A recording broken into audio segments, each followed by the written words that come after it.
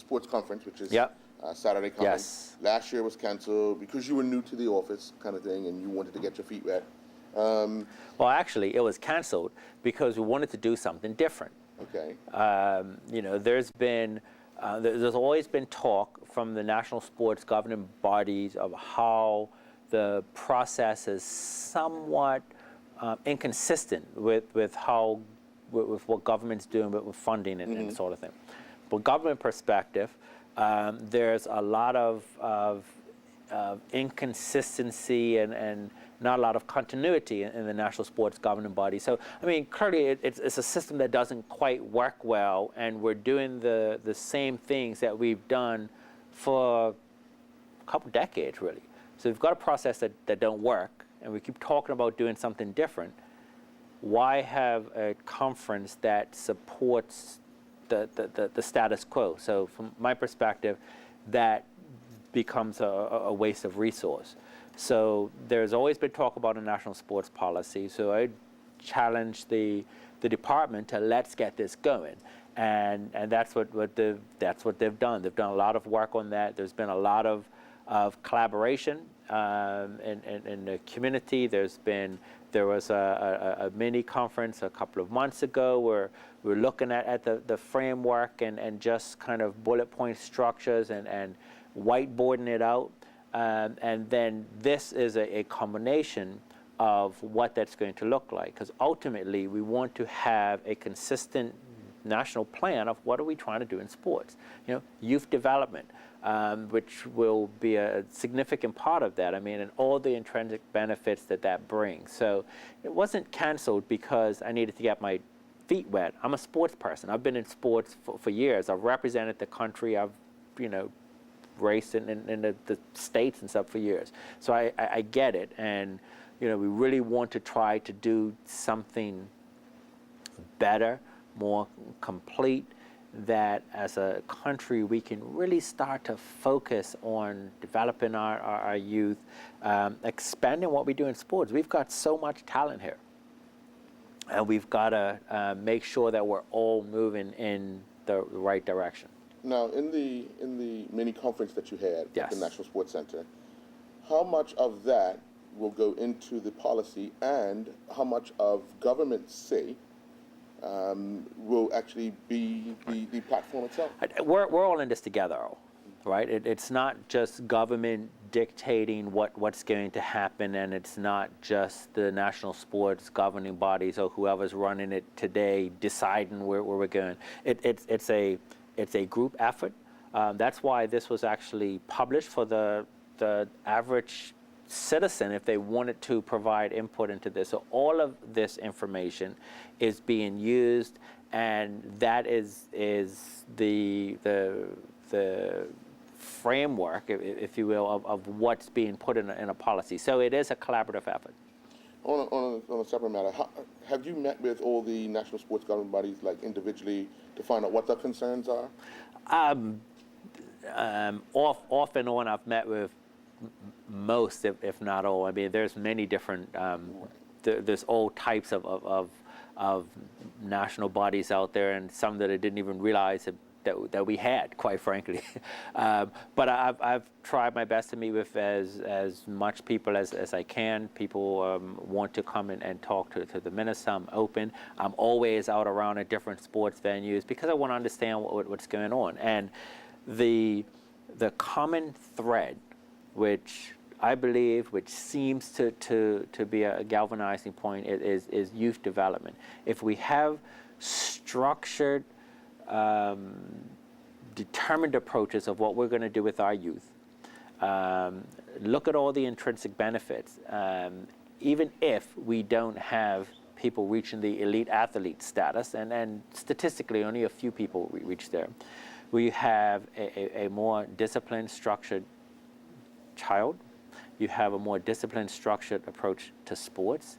You have the opportunity for scholarships for further education. I mean, there's so many other benefits that come along with putting in proper structured programs and focusing on youth development and the such, that the worst case scenarios are phenomenal. So I think that there's a lot of benefit to do this. And as resources get tighter and tighter, we have to make sure that every dollar we're spending is at least pointed in the right direction, and we can eliminate as much as possible duplication of process. So if we have a structured program that we know works well, even though there are slight changes that take place depending on the sports discipline that you're involved in, the basic premise of the structured programs are similar. So why go out and reproduce that 52 times if we can have a good set that's modified and everyone has access to it? So that, as a community, saves us a lot of time, effort. And government and the Department of Youth and Sport, as the holder of the largest pool of contributory funds, does have a lot of say in that. If you know, so the ultimate goal, we put this policy together, these are the things that we want to have in place. You could do whatever it is you like, but if you want to have funding, it follows these structured programs, and you need to make sure that you have the structure in place, which I think is a community enabler and helps us all. So there's been talk about this sort of thing for years, and no one's really put it together. And that's been the challenge that I've put up to the team, and the statements that I've made to the national sports governing bodies, and everyone is taking that challenge up, and I think we're headed in the right direction. Now, with the newly formed Tourism Authority, how much would you like to see involvement of youth and sport in the kind of planning, decision making, trying to get international sports or just sports tourism here? That's a very good question, and there's a lot of opportunity for sports tourism. And if you look at a lot of the major events that we've had just in the last year, with the Island Games, I mean, you look at the ongoing even sports fishing tournaments that happen here. You look at the PJ events. I mean, there's so many different events we have here, but typically, how this has worked in Bermuda is that any type of international event that's going on is something that's handled with tourism from a funding perspective, of course, because of that benefit. And then, of course, local sports is handled by youth in sport. Clearly, we need to have a lot more collaboration there. And the tourism minister and myself have been having conversations along these lines for a while. So it is something that we're collaborating more on with the new tourism authority. I've had that conversation, and they are going to have someone that will be specifically dedicated as a liaison, so we can again make sure that we're all swimming upstream together. Okay. Now, I know you've heard all the calls and cries from about the track. Yeah. And the various situations up there with Bermuda National Athletic Association having to be, their clubs having to be charged to use the facility. Very little word from you. This is a chance. What's your take on the situation? Well, I think that the first thing that I want to point out is that every national sports governing body that uses the National Sports Center helps to contribute towards its maintenance, bar none, with the exception of BINA.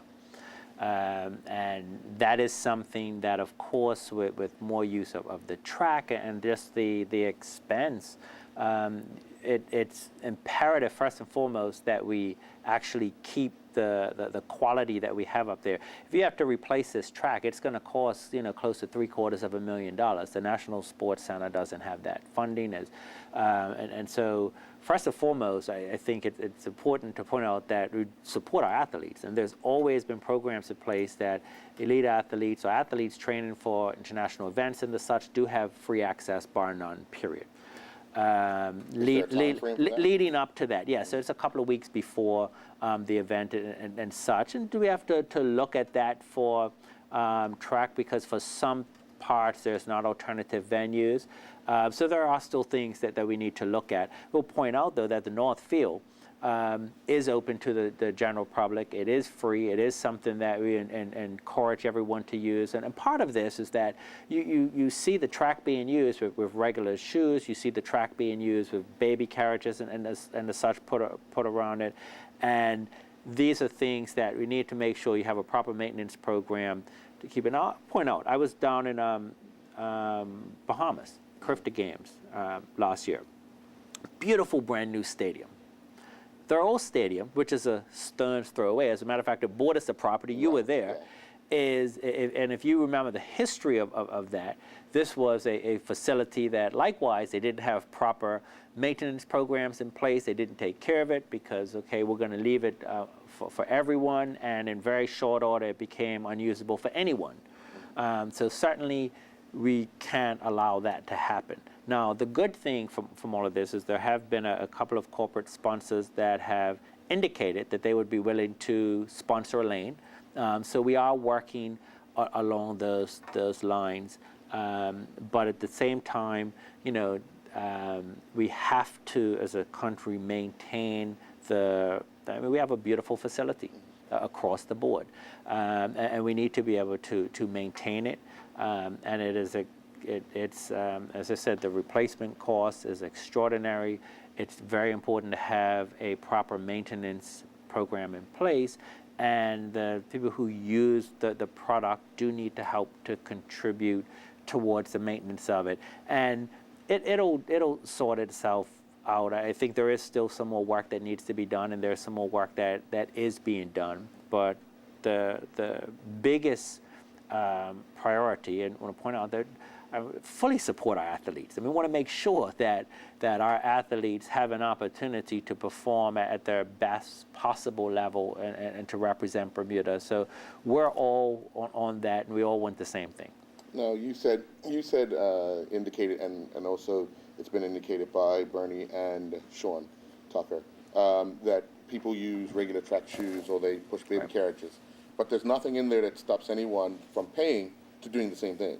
So if I pay, can I push a baby stroller? Well, if I pay, no, we're kind of discouraging that use. I mean, having sneakers on the track is not a problem. Right. Walk just like a proper studio floor where you can't walk through there with your high heel shoes on and regular shoes and the such.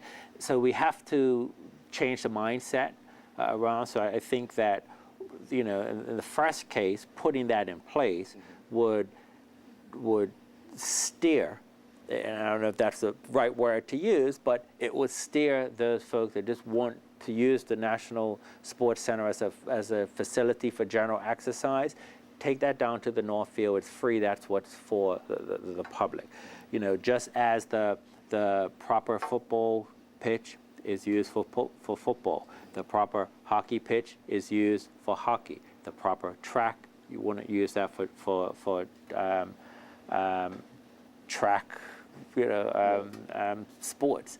The pool, you want to use that for swimming. So you want to make sure that you use the proper, put people in the proper place to do what they need to do. Right. So there's a few things that we need to look at, but I guess the overall goal here is that the National Sports Center has been charged with maintaining a facility that where Bermuda can have a high-level facility that we have not only for our athletes, but we talk about sports tourism. Can we start to have other people come in and use this facility, thereby offsetting some of the operating costs? Okay. So come Saturday, what can you're going to have a chat with the sports governing bodies at the forum. Yes. What can sports governing bodies expect come next Friday in the budget? Well, certainly I'm not going to usurp what's coming down from a budget or get ahead of what's being laid down. Let's just put it this way. I think that that this government recognizes that investing in community and cultural and sports is very important to the community. and that is my goal to do as much as possible to continue to work with and help the community.